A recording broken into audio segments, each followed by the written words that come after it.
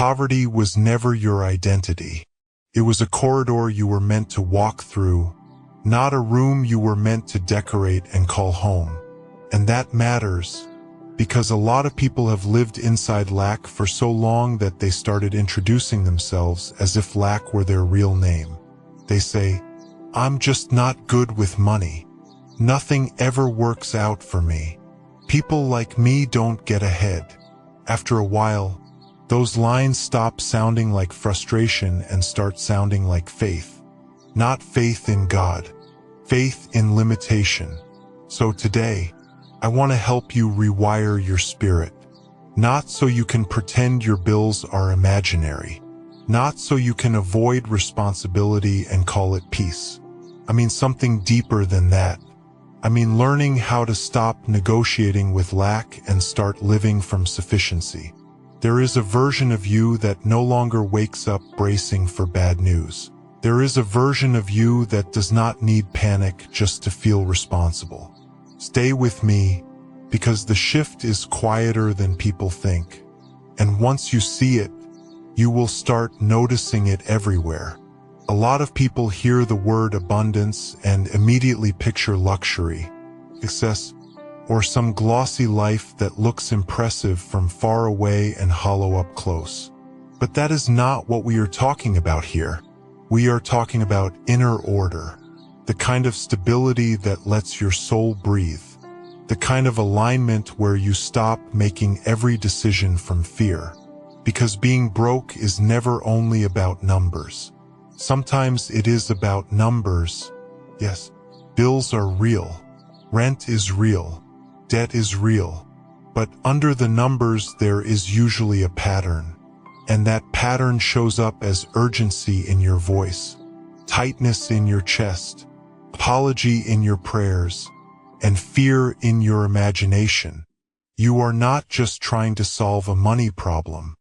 You are trying to unlearn a way of being that taught you to expect emptiness before you even open the door. And here is where it gets subtle. Scarcity is not always loud. Sometimes it sounds responsible. Sometimes it sounds practical. Sometimes it hides inside the sentence, "I'm just being realistic." But realism without hope becomes a cage with better branding. There is a kind of caution that protects your steps, and there is another kind that shrinks your future. One is wisdom, the other is fear wearing glasses. If you have spent years surviving, your nervous system may not know the difference anymore. Treats every unknown like a threat. It flinches at opportunity. It mistakes exhaustion for humility. And if that has been your pattern, then before abundance ever appears around you, it has to be welcomed in your language, your posture, your expectations, and your willingness to believe that God is not asking you to rehearse lack for the rest of your life. That is the first shift, not from poor to rich overnight, not from struggle to spectacle, from survival mode to stewardship, from pursuit mode to placement mode, from chasing proof to becoming available for what has already been trying to meet you. Scarcity trains your mind to scan every room for what is missing. Abundance trains your spirit to notice what is present, what is possible, and what is ready to grow. One keeps you clenching, the other teaches you how to receive. And receiving is not passivity. It is participation without fear. It is doing your part without making yourself your only source. So let's begin where the rewiring begins. Listen to your own mouth, because your speech often reveals the script your spirit has been living under. If you pay attention for one full day, you will hear the story you have been telling yourself. People say, "I'm barely making it. I knew something would go wrong. I can't afford to dream right now. Maybe one day." Let's not get our hopes up. That kind of life is for other people. Those phrases may sound ordinary, but they are not neutral. They are survival reflexes.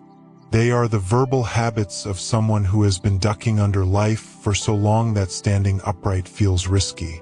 And I understand where they come from. When disappointment has visited often enough, language becomes body armor. You start speaking in a way that lowers your expectations before reality gets the chance to do it for you.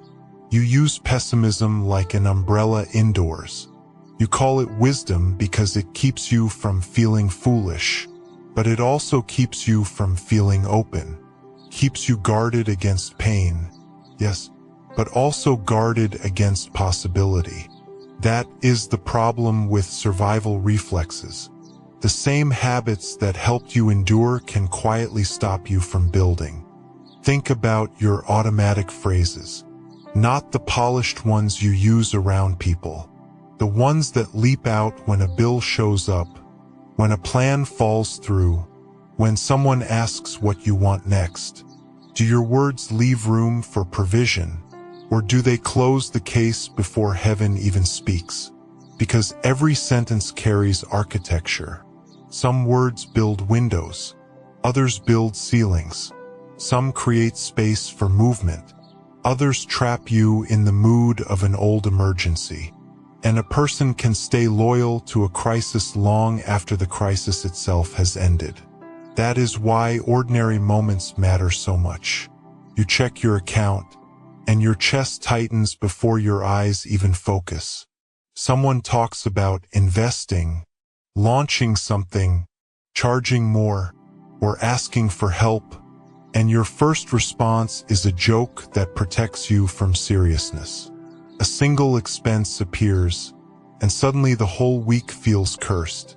That is not just money pressure. That is identity pressure. Somewhere along the line, lack stopped being an event and became a mirror. So now every inconvenience whispers, "See, this is who you are." And if you do not challenge that whisper, you start partnering with it. But the goal is not to become fake. The goal is not to start speaking like a poster on a church wall. The goal is to become honest enough to notice when your honesty has turned into agreement with fear.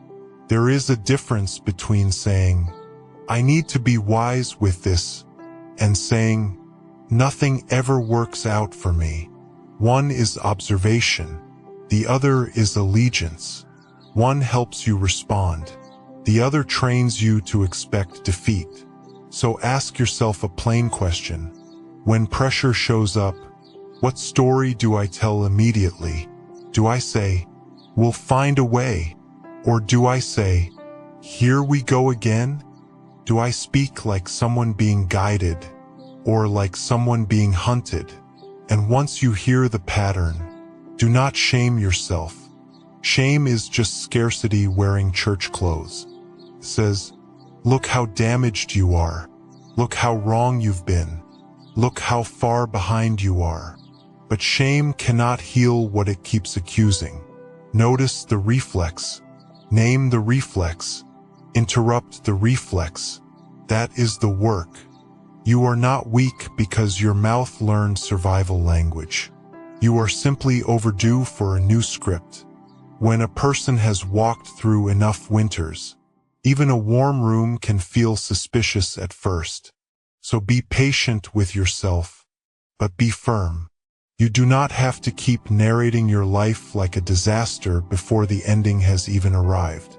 Now let's go deeper, because language is not just communication. Language is atmosphere. It is one of the ways you tune your inner world. And your inner world either creates movement or creates blocks. Trust creates movement. Fear creates blocks. Trust does not mean you understand every step. It means you stop treating uncertainty like proof that you are unsupported. Fear does the opposite. Fear freezes what trust would have carried. It turns waiting into a wall. It says, "Wait until you know everything. Wait until it feels guaranteed. Wait until you can't fail." But that day never comes. Life does not open for people who need total control. It opens for people who can move with wisdom and still leave room for God. Look at water for a moment. Water does not argue with the shape of the riverbank.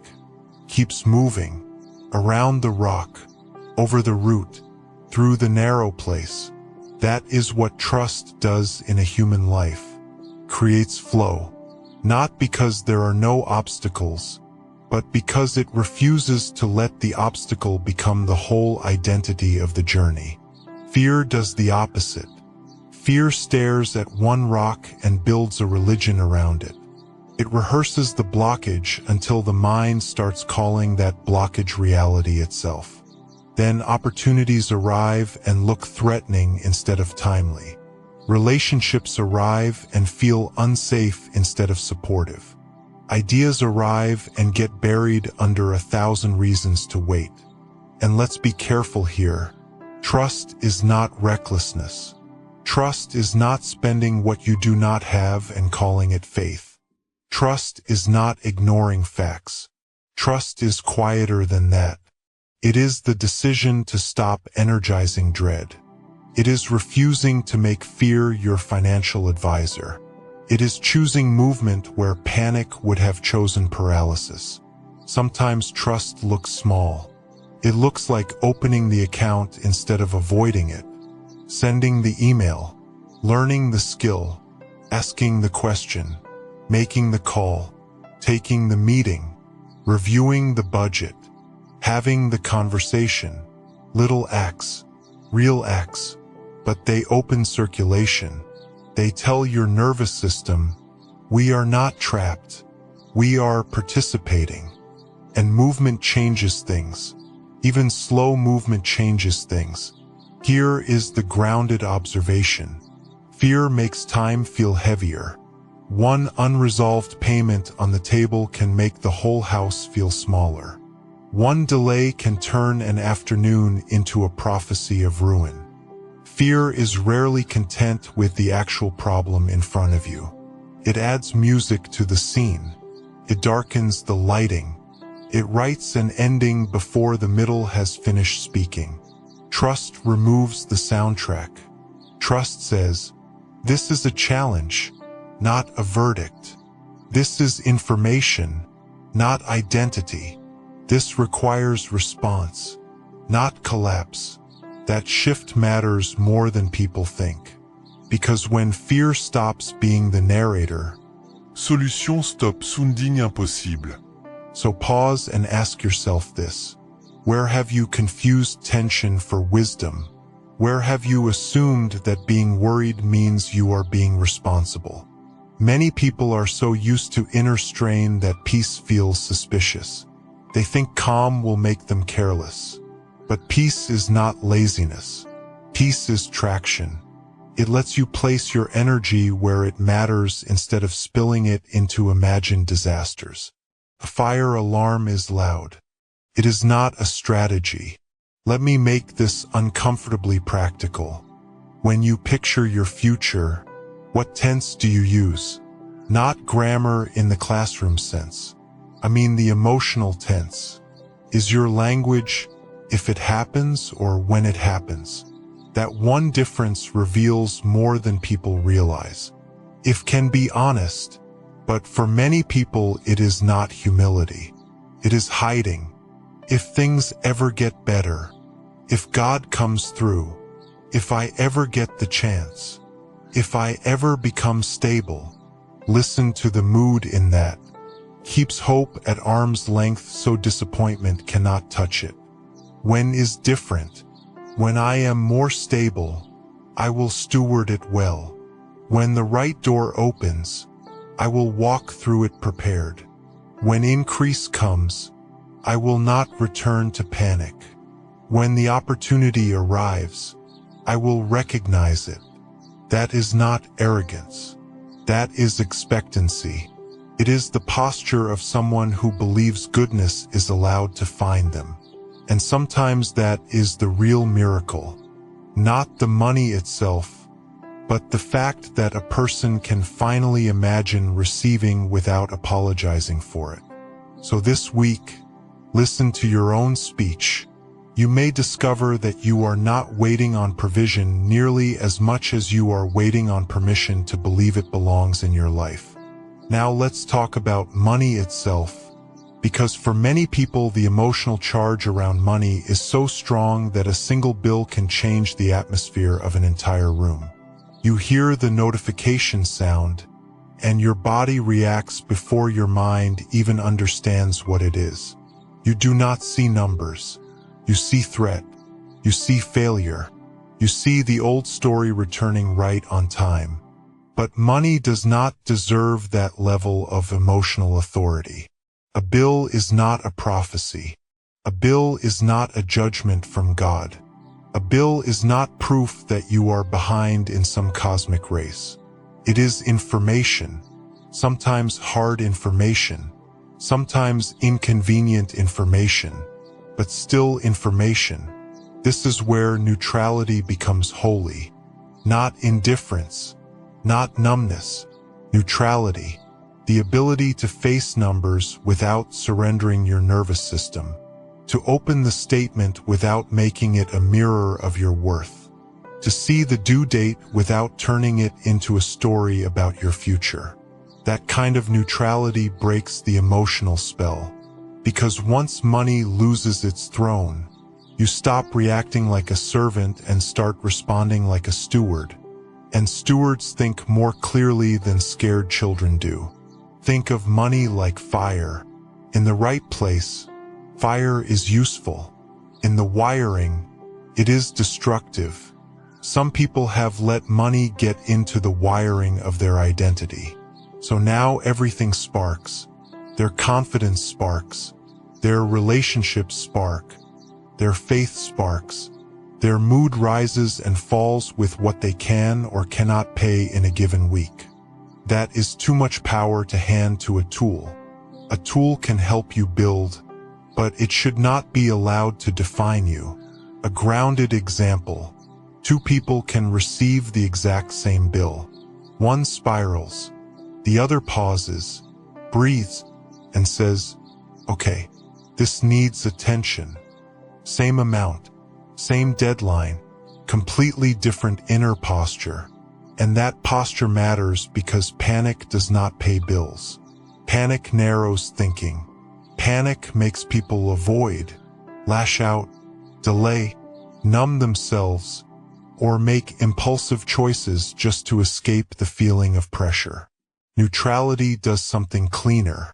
It says, let me assess this. Let me plan.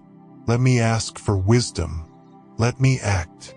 It washes the drama off the facts so you can actually deal with them. And maybe this is the part you needed to hear. You are allowed to outgrow the emotional theater you learned around money. Maybe every money conversation in your childhood sounded like thunder in the kitchen. Maybe bills were always followed by blame, shame, secrets, or silence. Maybe you learned that numbers could split a room in half. If that was your training, of course your body reacts now. But training is not destiny. You can retrain. You can sit with a number and stay present. You can make a plan without feeling punished. You can pay what you can pay, address what needs addressing, and still sleep at night. That is not denial. That is maturity. So the next time pressure rises, say this before you look at the number. This can require my attention, but it cannot own my peace. Then breathe long enough for your body to believe you. Simplicity is often where bondage starts to loosen. Because the moment money stops acting like your judge, your mind becomes available again. Now here is the next shift, and it is a beautiful one. Gratitude is not the same as hoping. Hope can still feel far away. Hope can still sound like somebody standing outside the house, peeking through the window, wondering if they are allowed in. Gratitude positions you differently. Gratitude says, I am already standing in relationship with provision, even before I see its full form. It is not fantasy. It is alignment. It is the posture of someone setting the table because they trust the meal is on its way. Not because they are pretending, but because they understand how expectation works in the soul. That is why gratitude changes people so deeply. It moves you from negotiation to knowing. Not knowing every date, not knowing every detail, but knowing the character of the God you walk with. Knowing that lack is not the deepest truth about your life. Knowing that what you have right now may not be everything you need, but it is enough to begin from. This kind of gratitude is not fragile. It does not disappear the moment the account looks thin. In fact, it often becomes strongest there, because then it is no longer gratitude for comfort. It is gratitude as conviction. Look around your life with new eyes. The room you are in. The strength that brought you through what should have broken you. The lesson that came from that hard season. The breath in your lungs. The mind that can still learn. The hands that can still build. The relationships that still exist. The wisdom you did not have 3 years ago. Gratitude does not have to wait for excess. It starts by naming what is already alive. Scarcity counts what is missing and calls that maturity. Gratitude counts what is present and calls that starting material. It is like turning on a light in a garage you thought was empty, only to discover tools were hanging there the whole time. And gratitude does not cancel desire, purifies desire. It removes desperation from it. Instead of saying, I need this so I can finally be okay, gratitude says, I welcome increase, but I am not spiritually homeless while I wait. Can you feel the difference? One begs from anxiety. The other receives from groundedness. One says, maybe one day my life can begin. The other says, my life is already happening, and I will meet increase as a whole person. So let this question sit with you. When you thank God, does your gratitude sound like relief after panic, or confidence before proof? That is the difference between hoping something might happen and knowing you are already positioned for what is next. Now let me twist something some of you were taught. God does not reward perfection. He honors persistence. And that matters, because a lot of sincere people stay stuck not because they are lazy, but because they keep disqualifying themselves every time they wobble. They miss a few disciplined days and decide they are inconsistent. They make one emotional purchase and decide they will always be bad with money.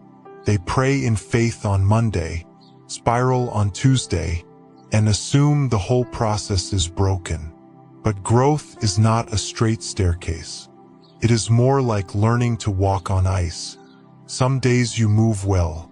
Some days you slide. The point is not never slipping. The point is refusing to build your identity around the slip. Perfectionism is a strange form of pride because it keeps the focus on the self. It says, once I do this flawlessly, then I'll be worthy of increase. Then I'll be ready. Then God can trust me. But life does not move that way.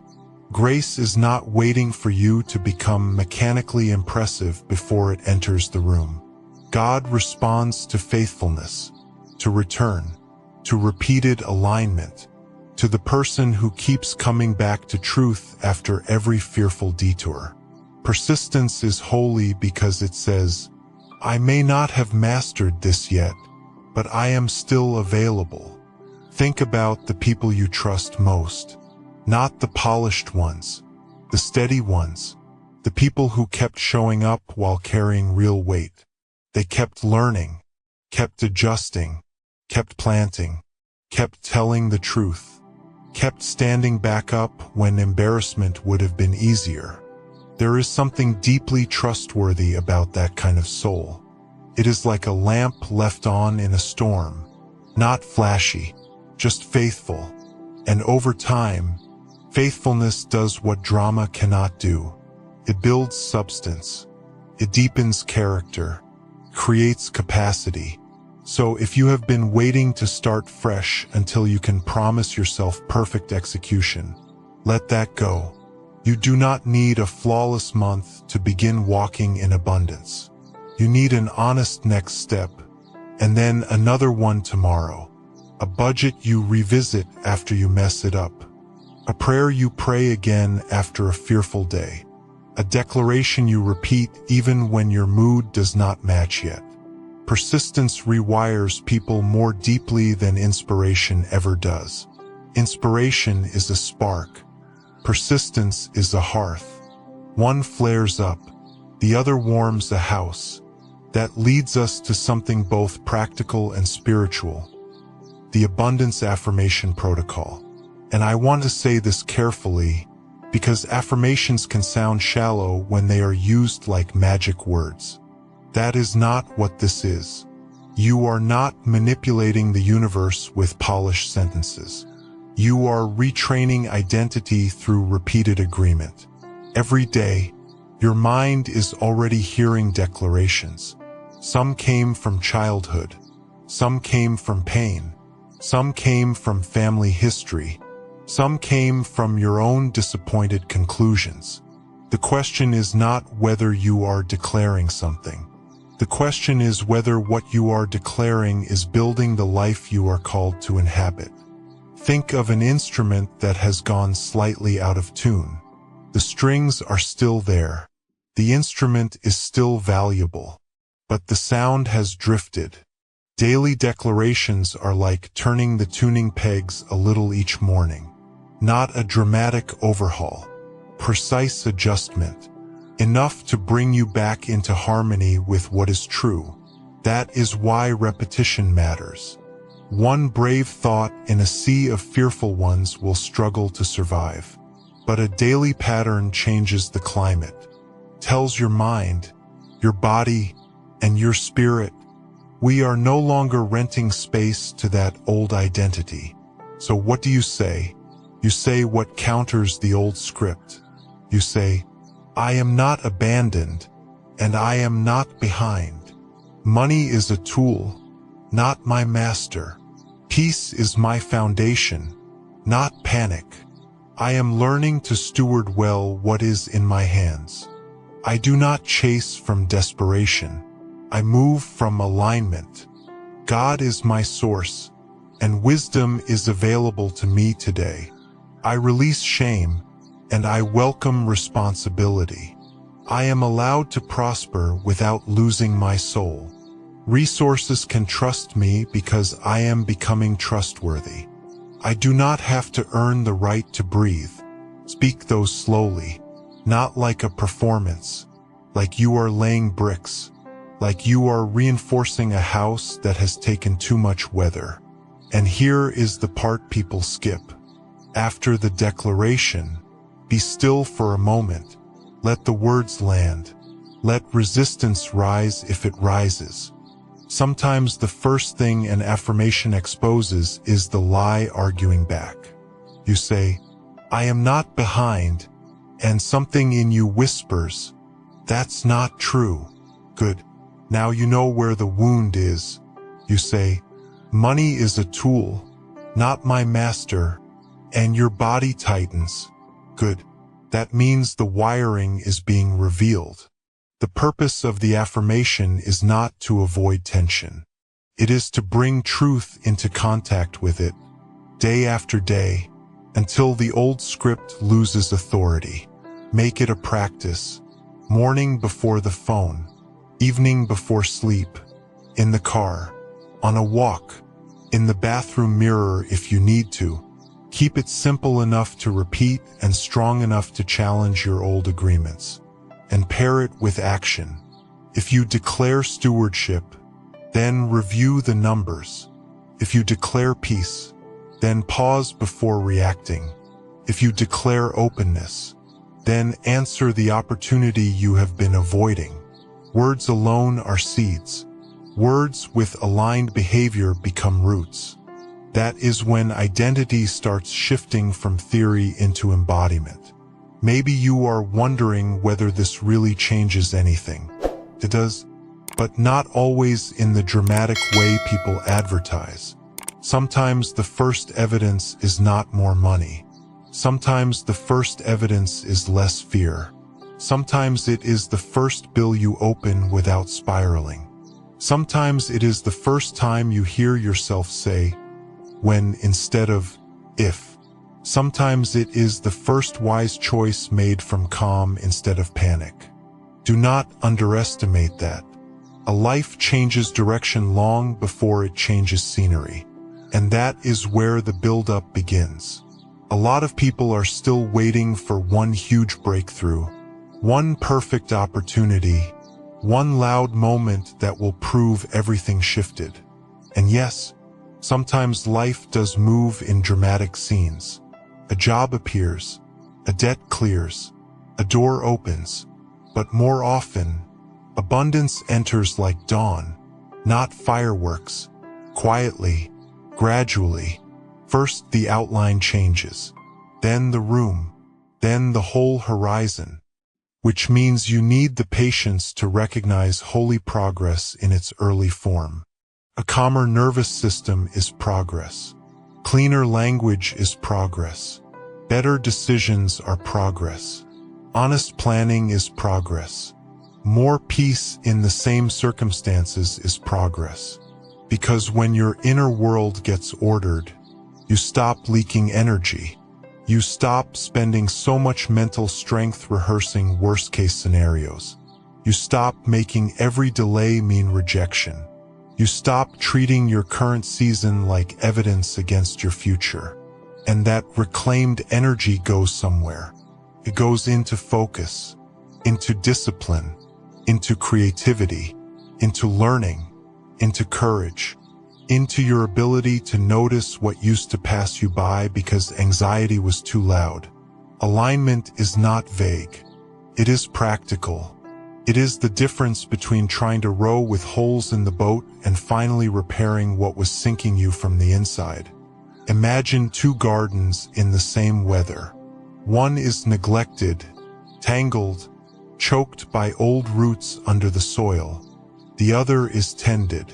Same sun, same rain, same season. But one can use what falls, and the other cannot. That is what abundance consciousness really is. Not pretending life becomes easy. A readiness to work with what arrives. To hold opportunity without self-sabotage. To receive help without suspicion. To expand without calling yourself selfish. To build without believing you betrayed your faith. That kind of readiness is what makes increase sustainable. And here is what becomes visible in that season. The issue was never only that you lacked resources.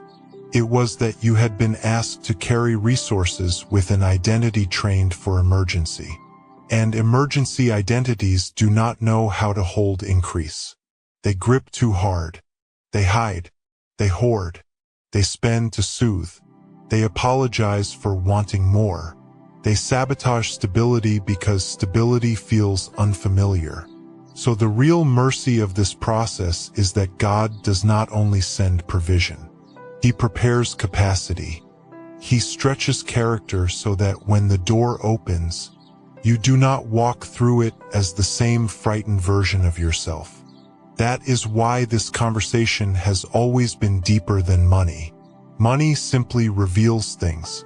It reveals what you believe about safety, worth, time, trust, God, and yourself.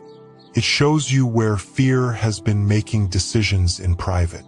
And if you are honest, that revelation is not condemnation. It is invitation. An invitation to become the kind of person who can hold enough without becoming hard, who can build without worshiping what they build, who can be resourced and remain tender, who can prosper and stay free. Then comes the turning point, the moment where this stops being a nice idea and becomes a decision. The turning point is when you stop waiting to feel different before you live different. That is where many people stall. They keep saying, "Once I feel secure, I'll act secure. Once I feel abundant, I'll think abundant thoughts." But emotions are often slow followers. They trail behind repeated choices. So the turning point is not emotional fireworks. It is a quiet line in the sand. It is the day you decide, "I will no longer speak from the identity I am leaving." Maybe that turning point looks like canceling the ritual of self-insult. Maybe it is choosing not to joke about always being broke. Maybe it is finally opening the spreadsheet you have avoided for months. Maybe it is forgiving yourself for old mistakes so you can actually learn from them. Maybe it is giving a small amount with joy instead of waiting until generosity feels convenient. Maybe it is changing the tone of your prayers from pleading to partnership. Whatever it is, it will probably look ordinary from the outside, but inside, it is enormous, because identity rarely changes in spectacle. It changes in private agreements, and no one can do that part for you. People can guide you, encourage you, teach you, remind you, but there comes a moment when you have to stop outsourcing the authorship of your future. You have to decide what voice gets the microphone. Fear? Shame? Family history? Old embarrassment? Or truth? The truth that you are still teachable. The truth that God is not limited by your last season. The truth that peace can become normal for you.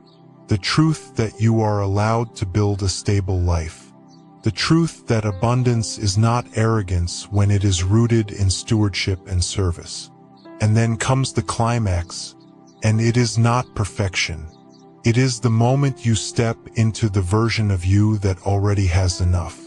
Not enough to avoid all responsibility. Not enough to buy everything you want. Enough. Enough peace to think clearly. Enough dignity to stop begging life to validate your worth. Enough trust to move without guarantees. Enough gratitude to stop calling yourself empty while your hands are still full of seed. Enough awareness to see that abundance is not merely what arrives around you. It is what stabilizes within you. Picture it. Same person, same face, same history, maybe even the same apartment for now. But the atmosphere is different. The morning begins without the old dread. The bills are handled without becoming a personality. Prayer sounds less like panic and more like partnership. Your speech is cleaner. Your decisions are slower in the best way. Generosity no longer terrifies you because you no longer believe that giving automatically means dying. Learning feels exciting instead of exposing. Rest no longer feels irresponsible. That is abundance embodied. It is the bright expression under the veil. Not a new mask, the revealed self. And from that place, money becomes what it was always meant to be. A servant, a resource for impact, a tool for building, blessing, repairing, supporting, creating, and expanding what matters. Not your God, not your proof of existence, not your emotional thermostat, just a tool. And tools behave differently in the hands of someone who is no longer frantic. A frantic person misuses good things. A grounded person multiplies them. That is why your spirit had to come first. Because abundance without inner order can become another form of bondage. But abundance with peace becomes influence. It becomes generosity. It becomes margin. It becomes freedom that does not need to perform. So let this settle deep. The goal was never to become a person who looks rich from a distance. The goal is to become a person whose inner life is no longer poor. A person who is not always bracing for deprivation. a person who can receive love, opportunity, correction, provision, and increase without turning each one into a threat. That is the wealth many people skip on the way to chasing symbols. But symbols without substance collapse the moment pressure hits. Substance remains. So step into that version of yourself now, even if only in seed form. Ask, how does the me who already has enough think about today? How does that version speak about bills? How does that version pray? How does that version handle delay? How does that version respond to opportunity? You do not need to fake the answer. You need to practice it. Wear it like a coat that was tailored for your shoulders long before you believed you deserved it. Walk around in it. Let your mind adjust. Let your habits catch up. Let your nervous system learn that peace is safe. And one day, maybe sooner than you think, you will look back and realize the biggest miracle was not only what changed around you. It was what stopped ruling you. The fear that narrated every expense. The shame that attached itself to every setback. The language that caged your imagination. The panic that dressed itself up as responsibility. Those things lost their throne. That is a real transformation. And from there, external increase no longer feels like a stranger. It feels like something your inner world finally learned how to host. So take this with you. Watch your words. Notice your reflexes. Choose trust over inner theatrics. Meet money with neutrality. Practice gratitude as positioning. Release perfection. Persist anyway. Speak the new identity until it stops sounding borrowed and starts sounding like home. And when the old voice asks, "Who do you think you are?" answer it calmly. Someone who is no longer available for lack as an identity. If this spoke to you, comment "wealthy" below, not as a performance, but as a marker, a line in the sand, a simple way of saying, I heard the shift, and I'm choosing it. And if you want something practical to keep this going, download the Abundance Affirmation List and start using it daily until the words stop feeling borrowed and start feeling like home. And if you want to go deeper, sign up for the Identity Shift Masterclass, where we rebuild from the inside out without hype, pressure, or pretending. But before you click anything, sit with this for a moment. Breathe. Let your spirit come out of negotiation. You were never meant to make a permanent address out of survival. You were meant to pass through it, learn from it, and then keep walking.